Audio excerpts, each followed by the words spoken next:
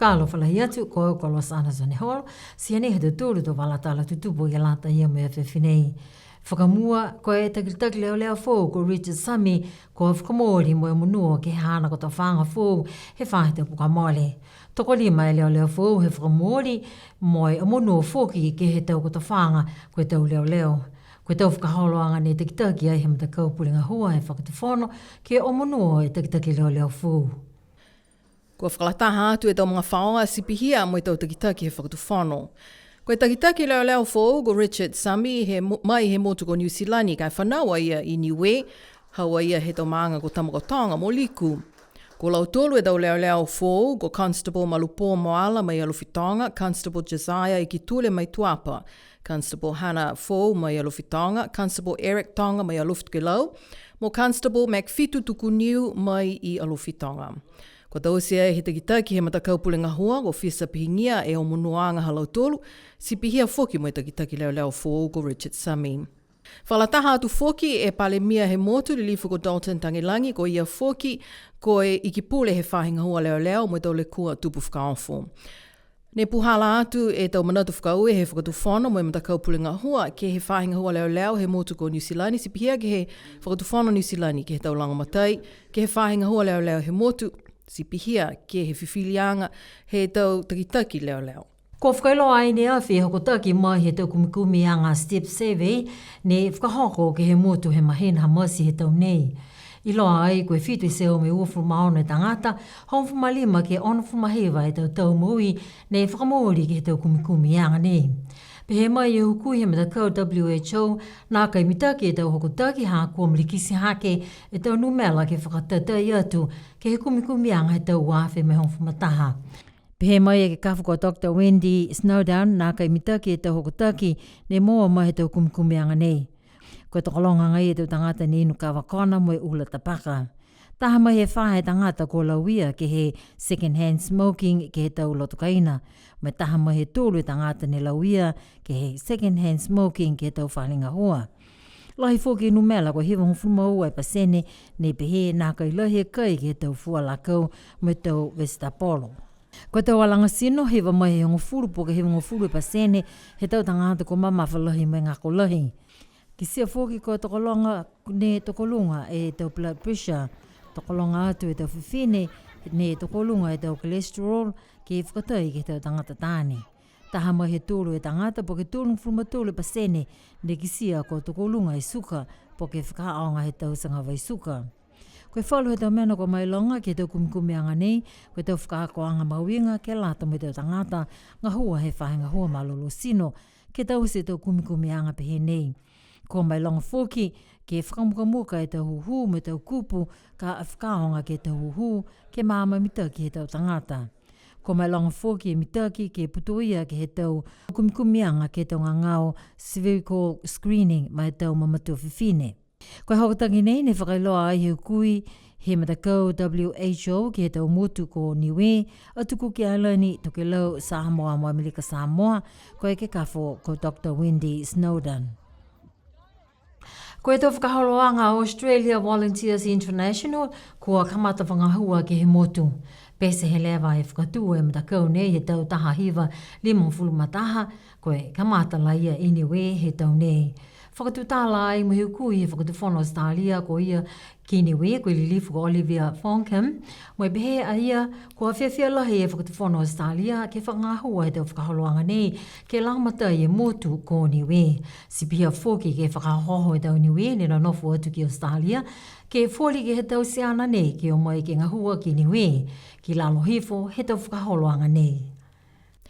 Pehe lilifu ko Olivia Poncam mai ke tau whahinga hua whakatufono, si pihia ke tau matakau i whawhai whakatufono, ka manako tangatanga hua mai i Australia ke tau whakaholoanga nei. Ko mga honei fitu e punga hua ne onono ki ei, puto ia ai e whalu he tau matakau i whawhai whakatufono, si pihia whoki e whahinga hua whakapuloa. Ko e tangatanga hua whakamua ko amanaki ke maua mai he mutu ko Australia, ko e taha pulotu loea ki ngā hua mo e whahinga hua he to loea he whakatufono. Ko e tau tupe whakamoale ke he motu, kua maua ke he tau hokotaki mai he whali tupe a sihake ke lata o mai mahina se petema he tau nei.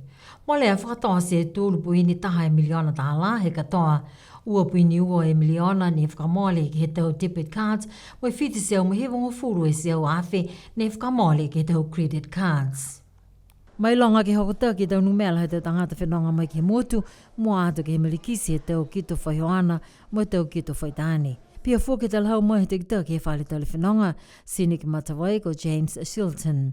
Pe hea ia koe tau kwa moale linga tōlu ni e mahoana moe mautane he tau katoa. Ka koe tau nei kua whakamau ai ke whangfu malima.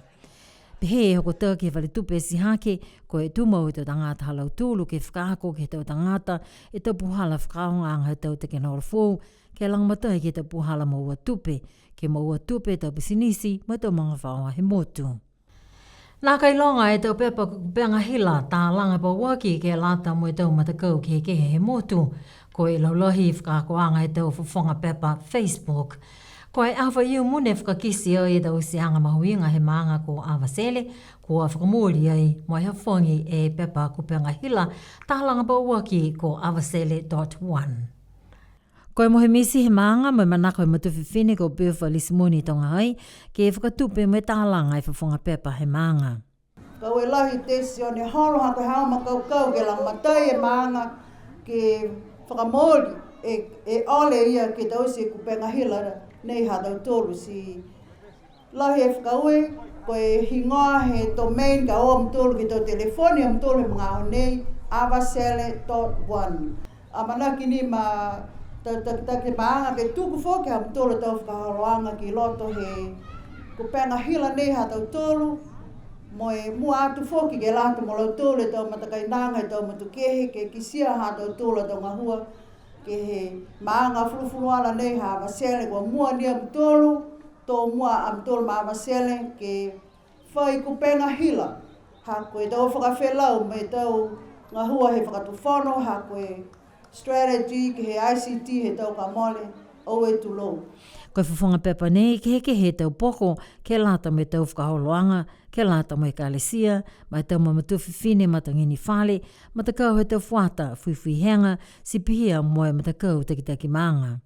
Koe whawhonga pepa nei tālanga ai e desi o sioni holo, moe liweki ai he tau tangata mai tau whata he maanga ko awasele.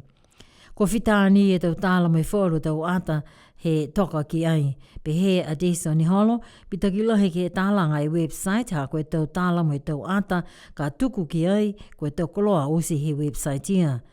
Ke whakatai ki he tau whawhonga pepa Facebook koe tau tāla mai tau ata koe tau koloa ha meta.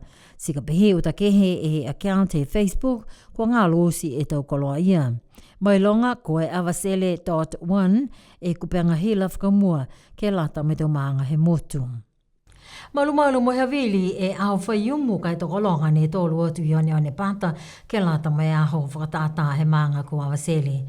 Kisia e tau mata kehe mo he tau mutu kehe kua tolo mai foki e tau awasele ne nonofo he tau mutu kehe ke kau whakalataha ke aho he maanga. Tuanga whamahani ko o atu whoki tau hukui he tau whakatuwhana New Zealand ma Australia si pia whoki e tau lilifu takitaki he whakatuwhana he motu. Longana ai whoki whalo he tau whamatalanga ke haho. Nā whua na whua he mga komore. Me o whua he leo. Masira ne kāma he whahe. Si mana tu au ke hakolot. Ke mga honei. O e tulo au mai ki puri. Ko tolunga pia hawa leo. Ko karanga ko e giloto he hako manga. Kai ore atu au he mga honei. Ke whakamori mai la he lohi he leo hao. Ke karanga he honei. Ke manako e katuhuatu. Tangi hako a tahaware he hako manga. Ke tura mai. He hanga rea wara nā ki taru mai tonga. He nā kai whawhai wai. Koe utana i ke he ua e temu. Ke ono e tau ia. Ne whakamori mai a kai ma whakatu whono he tura he hoko tu au. Ke tūtara ki ai. Kai nā kai la ke sia i hamina pia. Whakamore more ma whakatu whono. Whakamori mai lai hao nei. Ke he leo lahi an kua kalanga mai a kai. Manako ke whae tapu ka hau. Ke ki sia e tura wa tūta e ki tara mai tonga. Ke lata ia mai tau mga whaua ko nonof ki ai. Sipi hia whoki. Ke tau tangata hea mo tūra manga. Manga Whakahua e rai mahaki ki hata tōra taunga hua, ka whakawhikau e tō tōru ki ai. Pese e uka mo e hanga hankarea e tau ngaho. O ue turo ko mea ke whakakise nganga kau whakataha. Ke hata tōru e tau whakawhikaianga. Mo e whakamori ai, hata tōru e taunga hua. Kua tuku atu fōki e tau whakauehe mta kautakitaki maanga ki he taunga hua mai aho. Sipihia ke alau tōlu kua watu ke e whakatau, e tau kai mo he tau koloa kua whakatātā he aho he maanga. Tau mamatua tāne, tau mamatua whine, tau whuata, ne kua haia o whakainoa mai. Urunga ke he whanua, ui vehe ke tōwhia. O e turu pese ni he mango e whanua, haha ia i e furufuruala ke lata ia mai tau fua e whanua ke he pongi nei. Koe tau nei, kua tau se ai e whakatātā he tau whānau pula ola he maanga ko awasele, mo ki sia e fulfuroala ha lau tolu, mo whakatuia ai a lau tolu he tau se kehe mo kehe tau lanu.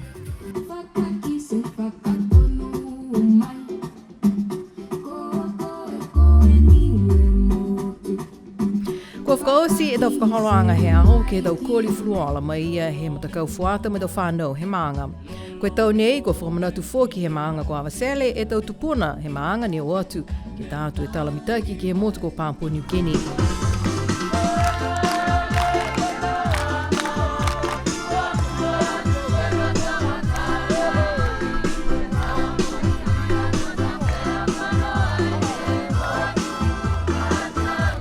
Mai longa ai ke he taha he tau kōli, he mahuinga, he tau nei ke he motu ia ko Papua New Guinea, ko e tuanga he 50 tau pule whakamotu.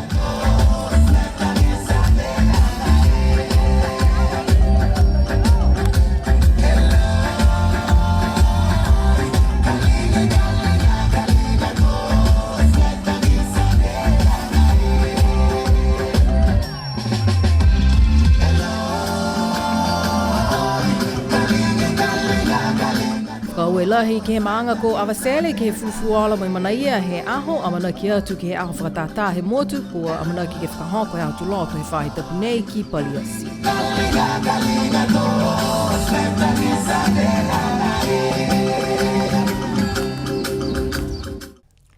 Si pena hatu tūru ta wala tala tutupu ke lata ia moe a whiawhinei, ke manatu e aho whakatātā he motu ko amana ki ke whakahoko ai ke whanua nā i paliasi ke he aho tuloto he whahi tapu nei. Ke amunuina fō ke wahatau pe mga hau Niue, kai mua atu ke amunuina e tau whiawhia puli whakamotu 50 mataha tau puli whakamotu ha Niue.